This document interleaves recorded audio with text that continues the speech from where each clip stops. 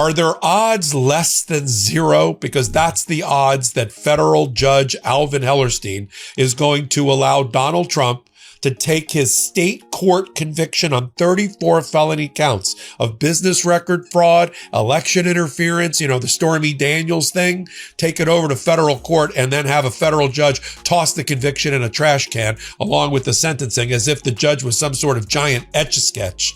The chances of that happening, zero, based on a hearing that Judge Hellerstein held earlier this week. I'm going to cover it here on the Midas Touch Network and on Legal AF. What's this all about, Popak? This is about the Stormy Daniels hush money cover-up election interference trial. That's a mouthful. Remember the one that Michael Cohen testified at? Yeah, that one. Donald Trump convicted 34 felony counts by a 12-0 jury of his peers in New York, beyond a reasonable doubt. And then, after conviction, of which 99.9% of the facts that were put on in front of the jury involved Donald Trump's actions before he was even president in order to interfere with the election and the campaign against Hillary Clinton, okay? He then, after the conviction, but before the sentencing, boom, the United States Supreme Court, July 3 years ago, came out with the quote-unquote immunity decision, which gave Donald Trump, and I guess future presidents, but really Donald Trump, immunity that he can't be prosecuted and no evidence used about what he does as president as long as it's part of his official duties, his core constitutional functions, and isn't a part of his just private conduct or behavior.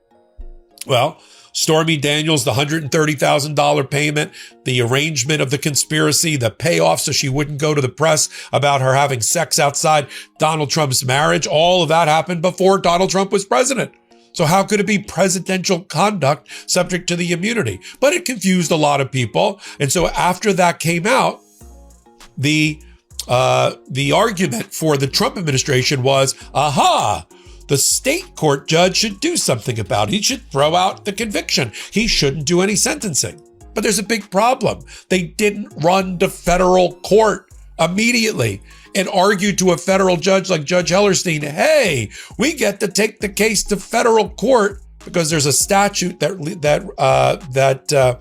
provides that a federal officer who under the color of their federal office does something and has a federal defense, they can take it to state court. They can take it to federal court.